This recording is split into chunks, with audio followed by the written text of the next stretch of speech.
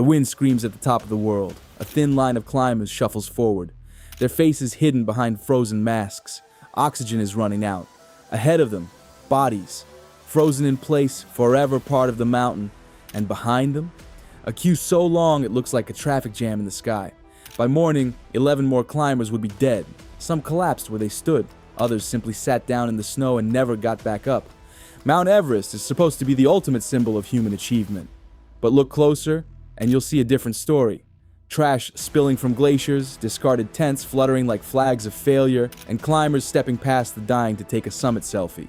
The world calls it the highest point on Earth, but Sherpas call it Chomolungma, the mother goddess of the world, and she's being disrespected in ways you can hardly imagine. If you were there, standing in line at 8,800 meters, where the air is a third of what you're breathing right now, would you stop to help a stranger? Or would you keep climbing, knowing every second might be your last? This isn't just about climbing. It's about what it means to be human in a place where ambition and ego collide with life and death. Everest doesn't forgive, and it doesn't forget. And tonight, we're going to expose the most shocking, the most disturbing, the most disrespectful things climbers do on the roof of the world. But first, ask yourself this. When the mountain watches you, what will it see? For the Sherpa people, Everest is not just a mountain. It is Chomolungma, the mother goddess of the earth. Imagine growing up in a valley where every morning, the first thing you see is her towering white summit, rising higher than anything else on the planet. To you, it isn't just a peak to be conquered.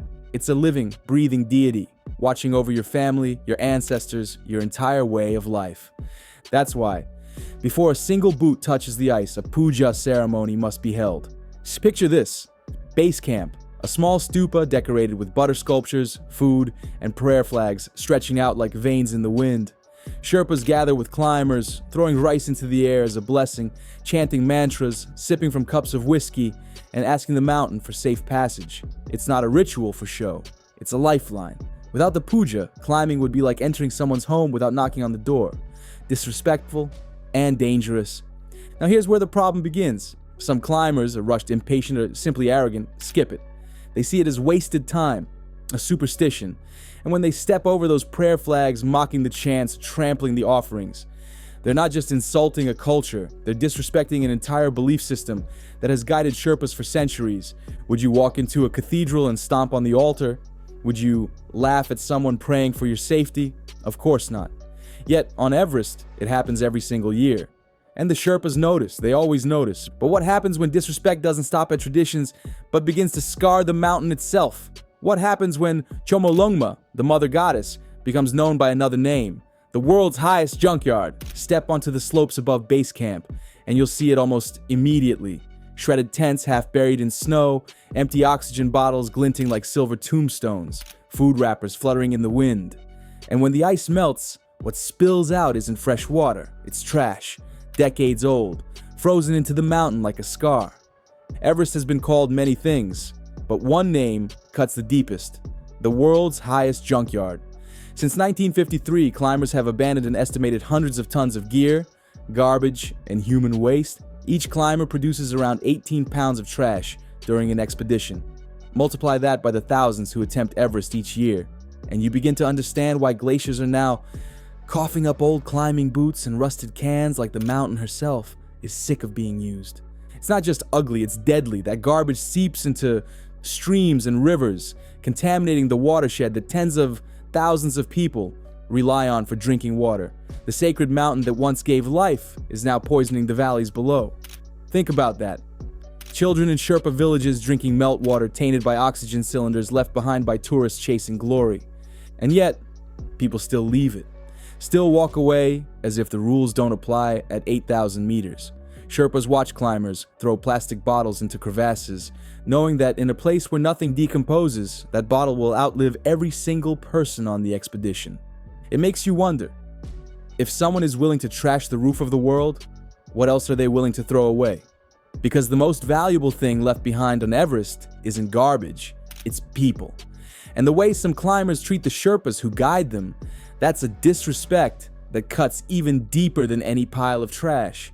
Sherpas are the backbone of Everest. Without them, almost no one would stand a chance of reaching the summit. They are the ones fixing ropes across bottomless crevasses while ice groans beneath their feet. They are the ones carrying loads heavier than their own bodies through the Khumbu icefall, the deadliest section of the climb, where towers of ice collapse without warning. Meanwhile, most paying clients wait safely in their tents, sipping tea. But here's the cruel truth. Many climbers treat Sherpas as if they're invisible, as if their only purpose is to carry the burden while someone else plants a flag. It's easy to celebrate Sir Edmund Hillary, but it was Tenzing Norgay who stood beside him in 1953. One man became a knight, a legend. The other was almost an afterthought in the West, despite being just as vital. And that same dynamic still exists today. In 2014, tragedy struck. An avalanche thundered through the Khumbu icefall and killed 16 Sherpas in a single morning. 16 fathers, brothers, and sons gone in seconds. That year is remembered in Sherpa villages as the Black Year. While climbers mourned from the safety of base camp, Sherpa families held funerals for men who died so others could chase their dreams. Can you imagine watching your father leave every spring to risk his life for strangers who might not even learn his name? And yet, some clients still argue over tips, still overload their Sherpas with gear, still ignore their advice when storms roll in. It's disrespect not only to individuals, but to a culture that has carried Everest on its shoulders for nearly a century. But if ignoring the living is one kind of disrespect, what about ignoring the dead? On Everest, that happens every single climbing season, and what you're about to hear will make you question just how far people are willing to go for the summit. High on Everest, above 8,000 meters, there is a place climbers call the death zone. Up here, the air is so thin your body is slowly dying, even if you're standing still. Every breath feels like you're trying to drink oxygen through a straw with holes in it. And scattered along this route are the bodies of those who never made it back down. Some are hidden under snow and ice, but others remain in plain sight, frozen into position, forever a part of the mountain. One of the most infamous is known as Green Boots, a climber who perished in the 1990s, curled up inside a small cave. For years, every single climber on the northeast route had to pass his body to continue upward. He became a landmark, a way to say, just 200 meters past Green Boots. Think about that for a moment. A person's final resting place, reduced to a trail marker. And worse than that, many of these climbers died while others passed them by. In 2006, a man named David Sharp was found alive but gravely ill near that same cave. Dozens of climbers walked past him on their way to the summit. Some stopped briefly, but most continued. By the time the sun rose, he was gone. 40 people stepped over a dying man to chase a photograph at the top of the world. Ask yourself, if you were there, would you stop? Or would you keep climbing, knowing that every minute you spend helping might mean losing your own life?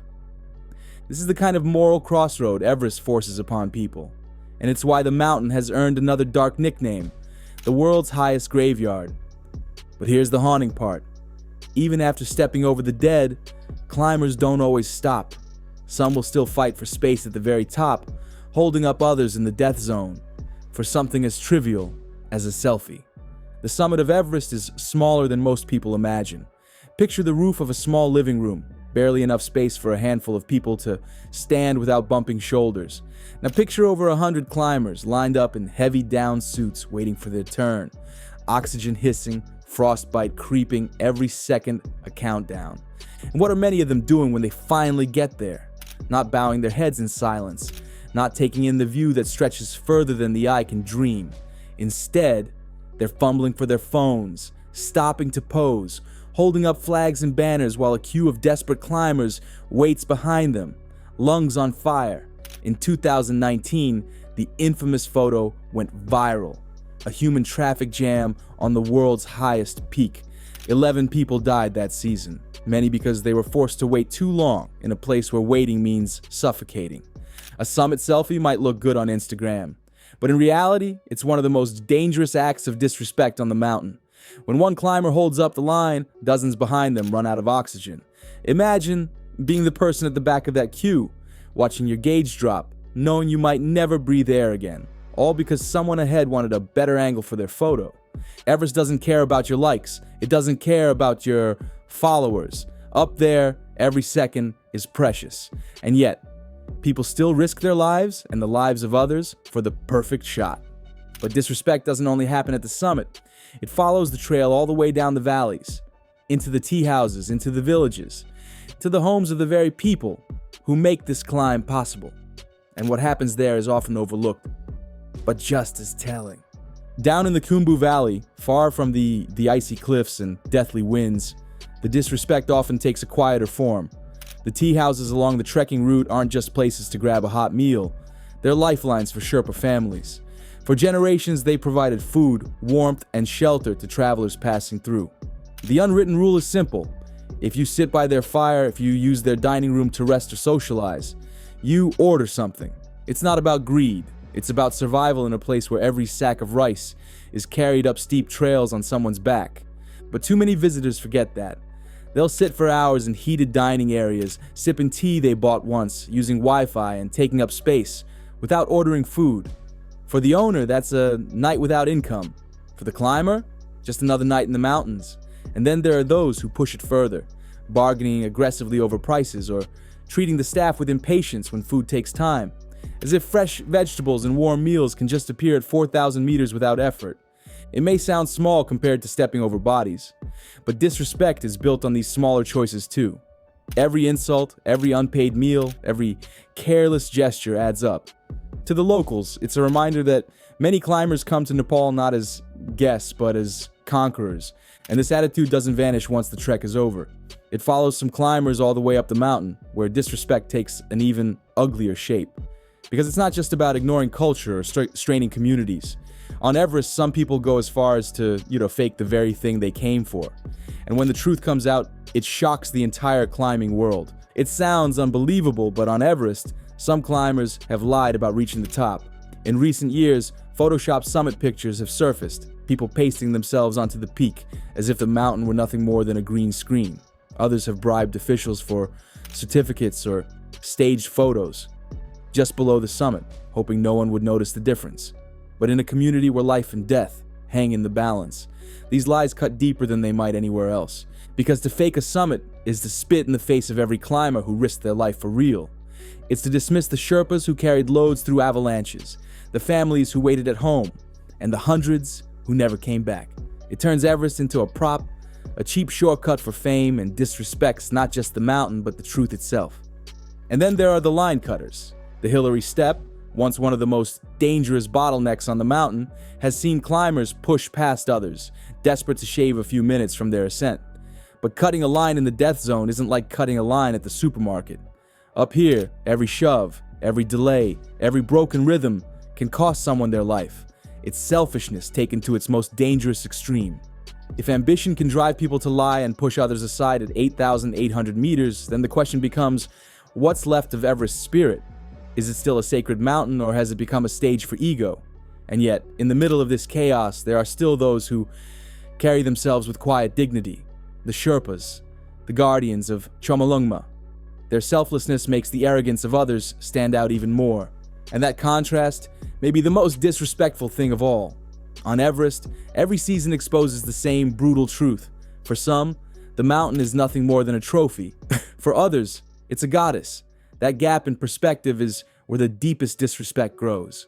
Think about the Sherpas, the men and women who see Chomolungma not as a conquest, but as a living spirit woven into every prayer flag and whispered mantra. Their ancestors migrated into the high valleys centuries ago, adapting lungs, blood, and strength to the thin air. They are a people who revere silence in the mountains, who believe each climb must begin with offerings and blessings, and then contrast that with a climber who arrives from across the world, fueled by ego, treating Everest like a theme park ride, bargaining with guides as if they were taxi drivers, tossing rappers into crevasses, stepping on prayer flags to get a better photo angle. It's not just cultural misunderstanding, it's arrogance. The Sherpas know risk better than anyone. They are the ones who navigate the icefall first, who cut ladders across bottomless crevasses while others wait. And they do it not for glory, but for duty, for family, for survival. Their humility stands in stark opposition to the climber who only sees a summit photo as validation of their worth. And maybe that is Everest's greatest tragedy. The same mountain that inspires awe also exposes the ugliest parts of human ambition. The same slopes where Sherpas bow in prayer have become littered with trash, egos, and lies. When you look at Everest now, you don't just see snow and rock, you see humanity's best and its worst frozen together. But the question lingers, heavier than the packs Sherpas carry. What happens to a mountain when people stop treating it as sacred ground and start treating it as a business card? Everest has become more than a mountain. It's a mirror, and what it reflects isn't always pretty. Every spring, as the narrow weather window opens, hundreds of climbers push upward. Some carry dreams, others carry pride, and too many carry the mindset that money can buy anything, even respect. In 2019, the world saw the viral photo. A snake-like line of climbers waiting on the summit ridge, each one burning through precious oxygen as they inched forward. 11 people died that season, not from avalanches or storms, but from waiting too long in a traffic jam, nearly 9 kilometers above sea level. It was the ultimate image of what Everest has become. Not a place of solitude and reverence, but a crowded theme park in the sky. And this overcrowding isn't just uncomfortable, it's deadly. Every pause in the death zone is a gamble. Every minute stuck in line is another minute closer to frostbite, hypoxia, or worse. Would you risk your life to stand shoulder to shoulder with strangers on a peak, barely big enough for a living room? That's what Everest has become. But here's the real twist. Even after all the deaths, even after all the headlines, people keep coming. Because for many, Everest is no longer a spiritual journey. It's a transaction. Pay the money, get the photo, check the box, and that mindset may be the most disrespectful act of all. Because Everest doesn't care how much you paid. She doesn't care how many likes you'll get. She doesn't bend for wallets or egos, and the mountain has a way of reminding people, sometimes brutally, that she's still in charge. Everest has always tested human limits, but now it's testing human decency. The climb doesn't end at the summit, it stretches all the way back down through the Khumbu villages, through the tea houses, through the lives of the people who make this journey possible. And here too, disrespect is easy to spot. Sherpa families run tea houses where warmth is precious, where every bag of rice or tea leaf has been carried for days along rugged trails. The custom is simple. If you use their dining room, their fire, their Wi-Fi, you order food. That income isn't a luxury, it's survival. Yet some trekkers lounge for hours, taking up space, ordering the cheapest item on the menu, or nothing at all. Others haggle over prices as if they were in a busy marketplace instead of a village clinging to the edge of survival. It might not make headlines like avalanches or traffic jams, but these small acts cut deep. They send a message. Your effort doesn't matter, your work doesn't matter. And when this mindset follows climbers higher, it poisons everything. Because Everest doesn't just reveal arrogance at the summit. It reveals it in the way people treat those who carry their food, pour their tea, or guide them through storms. And sometimes it reveals something darker, but not just disrespect, but outright deceit. The kind of deceit that shocks the climbing world and makes you question how far people are willing to go for fame. Some people train for years, sacrifice everything, and still never touch the summit. Others simply fake it. Over the years, climbers have been caught photoshopping themselves onto the top of Everest, pasting their faces over stock images of the peak. One couple even had their summit claims revoked when investigators discovered their photos were digitally altered. Imagine risking Sherpa lives, straining fragile ecosystems, and then lying to the world about standing on the roof of the earth. It's not just embarrassing, it's an insult to everyone who bled for that dream. And then there are those who don't fake with computers. They fake with actions. Bribing officials for summit certificates, taking photos just below the peak and claiming victory, cutting in line at the Hillary step, shoving others aside to save a few minutes in the death zone. At sea level, line cutting is rude. At 8,800 meters, it can be a death sentence. One push, one stumble, and a climber could tumble thousands of feet. It's selfishness sharpened by altitude. But here's the bitter irony. While some people lie, cheat, and push others aside, the Sherpas continue to climb with quiet dignity. They still shoulder impossible loads. They still tie ladders over black chasms. They still treat Shomolungma with reverence, even as others turn her into a backdrop for ego. And that contrast between humility and arrogance, between reverence and disrespect, may be Everest's greatest tragedy. Because if the Sherpas see a goddess and others see a trophy, what does that say about us? What does it say about the way we treat not just the mountain, but each other? Everest has become the ultimate paradox. On one hand, it's a place of prayer, where every expedition begins with offerings to the Mother Goddess. On the other, it's a stage for ego, where climbers jostle for space in the death zone, chasing a photograph while stepping over bodies. One mountain, two realities. For the Sherpas, Chomolungma is a guardian. They believe every climb is a privilege granted by the goddess herself, not a right bought with money. Their culture is built on humility, community, and respect for the natural world. That's why they bow their heads during puja, why they treat the mountain with reverence. Yet side by side with them are climbers who leave piles of garbage, argue over tips, or boast of their conquest, as if they defeated the mountain. The disrespect is as sharp as the wind that howls across the summit ridge. And maybe that's Everest's harshest lesson. It doesn't just test your lungs and legs, it tests your soul. Standing in the death zone strips away the mask we wear in daily life. Up there, you see who people truly are. Some show courage, selflessness, and respect. Others reveal only arrogance, greed, and desperation. But if Everest is a mirror of humanity, then the reflection isn't just for climbers. It's for us too. Because what happens on that mountain doesn't stay there. It shapes how the world sees adventure, ambition, and respect for the planet. And when we look at Everest today, littered with trash, crowded with ambition, haunted by the dead, we have to ask ourselves, what have we done to the roof of the world? Everest will always draw dreamers. The rich, the obsessed, the humble, the reckless, all chasing something higher than themselves. But the mountain does not bend to ambition. She does not care about your bank account, your Instagram followers, or how many interviews you'll give if you make it back alive. Everest remains what she has always been, a silent judge. And here's the truth if you want to admit. The most disrespectful act on Everest isn't just trash or selfies or even stepping over the dead. It's forgetting what this place really is. A sacred mountain, a graveyard, a home to people who have worshipped her for centuries. To treat her as nothing more than a bucket list item is to erase everything she stands for.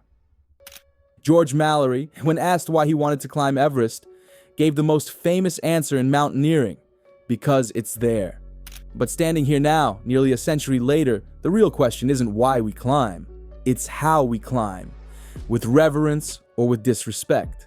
With humility or with ego. Everest doesn't owe us anything. Every summit is borrowed. Every step is granted. The least we can do is show respect. Because when the wind dies down and the climbers are gone, Everest remains silent, watching, waiting to see what kind of people dare to step on her slopes next.